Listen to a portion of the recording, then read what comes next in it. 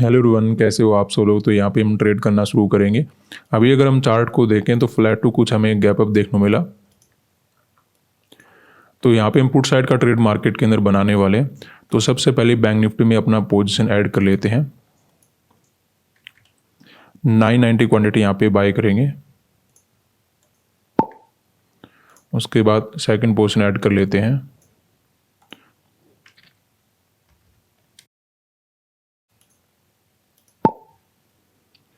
Sensex में add करेंगे 840 quantity और निफ्टी में ऐड करेंगे 1275 क्वांटिटी। तो अभी हमें ट्रेड बनाते ही कुछ लॉस नज़र आना शुरू हो चुका है। बात करते हैं कि यहाँ पे हमने पुट साइड का ट्रेड मार्केट के अंदर क्यों बनाया। अगर हम चार्ट को देखें तो कोई बड़ा गैप वगैरह हमें मार्केट के अंदर नहीं मिला है। अगर कोई बड़ा गैप वगैरह ओपन होता तो थोड़ा हमें देखना पड़ता है कि मार्केट कहीं ज़्यादा ऊपर ना चला जाए, क्योंकि आपको एक ही नज़र में क्या देखना होता है मार्केट में कि फर्स्ट मोमेंटम मार्केट के अंदर कैसा रहेगा। तो वो देखने के लिए ओपनिंग डिपेंड करता है कि मार्केट ने कैसा दिया है। अगर कोई बड़ा गैप वगैरह देता तो ऐसे में यहाँ पे जो सेल वगैरह करके बैठे होते उसको मार्केट टारगेट वगैरह करता ऊपर जा सकता था, लेकिन ऐसा कुछ हुआ नहीं है। कोई बड़ा ओपनिंग हुआ नहीं है, छोटा ही हमें फ्लैट टू गैप अप देखने को मिला है। तो ऐसे में जो अपर साइड के सेलर हैं वो काफ़ी अच्छे प्रॉफिट में मार्केट के अंदर बैठे होंगे, तो डायरेक्टली इनको टारगेट मार्केट के अंदर नहीं बनाया जा सकता। और वैसे भी देखिए मार्केट ने रिट्रेसमेंट के साथ सेलिंग किया है कि जब मार्केट में सेलिंग हुआ, ब्रेकडाउन वगैरह हुआ, यहाँ पे सेलर मार्केट के अंदर एक्टिवेट हो गए होंगे, तो मार्केट ने रिट्रेसमेंट करके उनको निकाल दिया। ठीक है, उसके बाद जब मार्केट ने दोबारा से गिरना शुरू किया फिर भी रिट्रेसमेंट के साथ ही मार्केट ने काम किया। इवन मार्केट में जब हमें लास्ट के अंदर भी कुछ सेलिंग नज़र आ रहा था तो वहाँ पे भी रिट्रेसमेंट मार्केट ने दे दिया। तो जब रिट्रेसमेंट वगैरह होकर मार्केट काम करता है ना, तो जो सेलर बैठे होते हैं उनको साथ के साथ में निकालता रहता है। और कोई अच्छा ट्रेडर अगर बैठा होता है तो उसके एसएल तो एक पर्टिकुलर लेवल के ऊपर होते हैं, वो जल्दबाजी नहीं करते। हमें ध्यान उनके ऊपर ज़्यादा फोकस करना पड़ता है कि जैसे ही मार्केट ऊपर निकला वो भागना शुरू कर देंगे। वो हमारे लिए खतरनाक होते हैं, क्योंकि वो क्या कर देते हैं, अचानक से भागना शुरू कर देते हैं, फिर पॉजिटिव मोमेंटम आ जाता है। तो ऐसे ट्रेडर को मार्केट पहले ही रिट्रेसमेंट करके निकाल चुका है। तो अपर साइड के सेलर ऑलरेडी अच्छे प्रॉफिट बैठे हैं, इनको हम टारगेट बनाएंगे नहीं। आसपास के सेलर को मार्केट रिट्रेसमेंट करके पहले ही निकाल चुका है। तो ऐसे में यहाँ पे डायरेक्टली सेलर के एसएल अवेलेबल नहीं है, तो मार्केट में क्या हो सकता है, कंटिन्यूस में मोमेंटम जा सकता है। ऐसा ही एग्जैक्टली हमने निफ्टी के अंदर देखा है, ऐसा ही एग्जैक्टली हमने सेंसेक्स के अंदर देखा है। क्योंकि दोनों तीनों इंडेक्स में एक ही जैसा चार्ट बना हुआ था, तो हमने क्विकली मार्केट के अंदर ट्रेड बना लिया। अब ऐसे में देखिए कोई अगर हम मान लेते यहाँ कोई ओपनिंग हो जाता, फिर अगर ऊपर चलना शुरू कर देता तो फिर हमें रुकना पड़ता, या फिर कुछ ऐसा केस होता, देखिए गैप डाउन ओपन होता और वहाँ पर भी कोई ग्रीन कैंडल बन जाता, तो वहाँ पे भी आपको थोड़ा वेट कर लेना चाहिए। रीज़न क्या होता है कि गैप डाउन ओपन हुआ लेकिन फिर भी पॉजिटिव मोमेंटम आ रहा है, तो हो सकता है गैप डाउन ओपन तो हो गया लेकिन ट्रैप वगैरह बनाता ऊपर चला जाए। तो वो भी आपको कुछ साइन होते हैं जहाँ पे आपको वेट करना चाहिए और जहाँ पे आप क्विकली मार्केट के अंदर ट्रेड बना सकते हो। तो इसमें कोई बड़ा ओपनिंग भी नहीं था, गैप डाउन वगैरह ओपन होकर कोई ग्रीन कैंडल भी नहीं बना रहा था, छोटा मोटा फ्लैट टू गैप ओपन हुआ है। तो इसमें अगर छोटा मोटा ग्रीन कैंडल बन भी जाता है तो बायर के लिए एक ट्रैप होने वाला है। तो ऐसा समझते हुए यहाँ पे हमने क्विकली मार्केट के अंदर पुट साइड का ट्रेड बना लिया। अभी अपनी पोजीशन को देखें तो केवल और केवल सेंसेक्स में थोड़ा बहुत प्रॉफिट चलना शुरू किया है। ओवरऑल हम कुछ लॉस में मार्केट के अंदर बैठे हैं। प्रॉफिट तो मे भी अपना बन जाएगा, लेकिन इसमें थोड़ा बहुत टाइम लग सकता है जब तक क्लोजिंग प्राइस का ब्रेकडाउन वगैरह नहीं होता। तो यहाँ पे देखिए अपना लॉस इंक्रीज होना शुरू हो चुका है। बैंक निफ्टी में तो ज़्यादा प्रॉब्लम नहीं है, लेकिन सेंसेक्स और निफ्टी दोनों ऊपर जाने की कोशिश करें। वैसे अब तो एक रेड कैंडल बन गया, लेकिन यहाँ पे कैंडल की बात है ही नहीं। यहाँ पे मार्केट ने ग्रीन कैंडल बनाया, रेड कैंडल बनाया, उससे डिफरेंस नज़र आपको नहीं आएगा। यहाँ पे देखिए अगर ये अपर पॉइंट का ब्रेकआउट कर देता है तो फिर मार्केट ज़्यादा भी पॉजिटिव जा सकता है। वैसे ही अगर मार्केट लोअर पॉइंट को क्रॉस करता है या फिर क्लोजिंग प्राइस का ब्रेकडाउन करता है तो मार्केट ज़्यादा ही नेगेटिव जा सकता है। तो यहाँ पे आपको कैंडल से ज़्यादा लेवल के ऊपर फोकस करना पड़ेगा। ठीक है, यहाँ पे 1 मिनट में कैसा कैंडल बना है, 5 मिनट में कैसा कैंडल बना है, 15 मिनट में कैसा कैंडल बना है, उसके अकॉर्डिंग आप मार्केट का डिसीजन नहीं ले सकते। आपको यहाँ पे फोकस करना चाहिए लेवल के ऊपर, वहीं से आपका ट्रेडिंग डिसीजन बनेगा और वहीं से आपको चार्ट समझ में आएगा। यहाँ पे कैंडल को देखकर आप डिसीजन नहीं बना पाओगे, या फिर जो ऑलरेडी चार्ट बना हो उसकी साइकोलॉजी को समझकर आप काम कर ही सकते हो। तो वैसा तो हमने काम कर ही रखा है, लेकिन अगर ये लेवल क्रॉस हो जाता तो फिर हमारे लिए डिफिकल्टी बढ़ सकती थी, लेकिन वैसा ना करके मार्केट ने कहीं ना कहीं रिजेक्शन दिया है।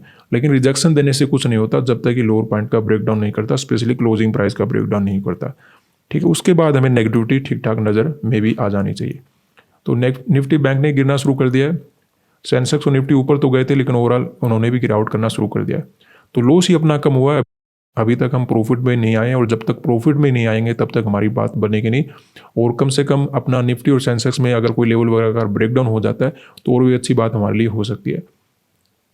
लगता तो है ट्रेड अपना सही चला जाएगा, लॉस काफ़ी कम हो गया है। तो यहाँ पे अपनी ट्रेड में ओवरऑल प्रॉफिट इंक्रीज होना शुरू हो चुका है, जो कि काफ़ी अच्छी बात है, क्योंकि बैंक निफ्टी में तो स्मूथली गिरावट आ रहा है। थोड़ा में सेंसेक्स और निफ्टी का इंतजार रहेगा। अगर इनमें हमारी रिक्वायरमेंट पूरी हो जाती है कि जैसे क्लोजिंग प्राइस का ब्रेकडाउन होता है तो डेफिनेटली एक अच्छा टारगेट हम अचीव कर पाएंगे। जब तक ऐसा नहीं होता है तो प्रॉफिट तो मे भी हमें नज़र आ सकता है लेकिन बुकिंग करने का मौका नहीं मिलेगा, क्योंकि अकेले बैंक निफ्टी से बात नहीं बनने वाली। सेंसेक्स और निफ्टी में तो अभी हमें कुछ लॉस ही नज़र आ रहा है, केवल बैंक निफ्टी एक बड़ा प्रॉफिट बनाने की कोशिश कर रहा है। देखते हैं, ये दोनों भाई हैं, एक चलेगा तो दूसरा भी आना ही चाहिए नीचे।